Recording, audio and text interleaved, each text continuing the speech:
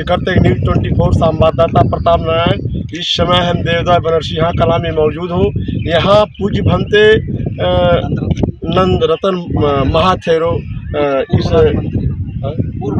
पूर्व राज्य मंत्री जी का आगमन हुआ है। यहाँ जो जिस कार्य के लिए जितेंद्र राव समिति के अध्यक्ष लक्ष्मीचंद पटेल जी ने संघर्ष किया, वो संघर्ष का नतीजा रहा। यहाँ पुष्पकरणी बन रहा है, विपसना हॉल बन रहा है। पूज्य भंते जी महाथेरो हमारे चल करके हमारे बीच में आए हुए हैं और वो निगरानी कर रहे हैं कि ये देवदा बनरसिंहा कला वही है जिसके लिए बड़े पैमाने पे मेहनत किए, संघर्ष किए जितेंद्र राव, लक्ष्मीचंद पटेल जी और भंते कौडिल्य रतन जी। जो संघर्ष किए उस संघर्ष का रूपरेखा आज दिखाई दे रहा है। पूज्य भंते जी इस देवदा की नगरी पे जो आप अपने विचारों को लेकर के और अपने धर्म के विचार आपके मार्ग पे जो चल रहे हैं धर्म के लोग, उस पर आपका क्या कहना है सर? अरे धन्यवाद आपको। ये हमारे महापुरुषों की धरती है और हमारे वर्तमान में जो भी जुझारू व्यक्ति हैं, जो विवेकशील लोग हैं, उन्होंने त्याग समर्पण करके अपने महापुरुषों की धरती को बचाने के लिए निरंतर जो प्रयास किया है, उनके प्रति मैं साधुवाद देता हूँ। और क्योंकि शुरुआत में मैं आया तो इस समय जंगल था और वर्तमान समय में ये काफ़ी विकास की तरफ जा रहा है, तो देख कर के बड़ी प्रसन्नता हो रही है। और प्रसन्नता के साथ ही देखेंगे कि ये जो पुष्पकरणियाँ जो आती हैं साहित्यों में और जिससे देवदा की पहचान प्रतीत होती है, उसी को वर्तमान स्वरूप में जो आगे आ रहा है, इससे पूरा ऐसा लगता है कि यही हमारे महापुरुषों का ओरिजिनल जो स्थान है वो यही देवदा है जहाँ महामाया देवी का बचपन बीता था। तो वर्तमान समय में जितने भी हमारे लोग जागरूक हैं, चाहे विष्णु कौडिल्य रतन जी हों, जितेंद्र राव जी हैं और डॉक्टर रामकेश और कौशलेंद्र, जो भी उनके कारवां की जो साथी है, सभी को अपने प्रति मैं साधुवाद देते हुए उनके जीवन की मंगल कामनाएं करता हूं और निरंतर इस कारवां को आगे बढ़ाने के लिए तो प्रयासरत रहें। हमारा जो भी हिंदू संघ का सहयोग है हम उनको देते रहेंगे। जी पूज्य भंते जी, मैं ये जानना चाहता हूं कि जो आपने कहा है भगवान बुद्ध और उनका धर्म के विचारधाराओं में क्या भरा हुआ है सर? धर्म जो है वो मनुष्य के जीवन में आचरण करने की चीज़ है। धर्म हमेशा मानने वाली चीज़ नहीं होती है। धर्म जीवन में आत्मसात करने की चीज़ होती है। तो बुद्ध ने अन्य धर्म, अन्य संप्रदाय और बौद्ध धर्म की एक सबसे बड़ी विशेषता ये है कि आपको अपने जीवन में जब कोई कष्ट या दुख आता है तो जब वहाँ जाते हैं, वहाँ आपको आत्मविश्वास और पाखंडों का एक जाल बिछाया जाता है। लेकिन जब आपके जीवन में कष्ट या किसी तरह की कोई परेशानी है, जब आप बौद्ध विहार जाएंगे तो बौद्ध भिक्षु आपसे ये कहते होंगे, आप शील का पालन करो, अपने रास्ते पर चलो, आपका कल्याण हो जाए।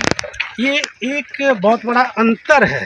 तो इसलिए बुद्ध भी कहते हैं निरोगता के साथ में सुख संपन्न पूर्वक अगर आप अपने जीवन को जीना चाहते हैं तो जो सदाचार के नियम हैं, जिनको पंचशील कहते हैं, आप अपने जीवन में आत्मसात कर लोगे, उसी दिन से आपके जीवन के दुख पहरों खत्म हो जाएंगे और सुख पूर्वक जीवन जियोगे, सुख समृद्धि के साथ अपने जीवन को जीना शुरू करोगे।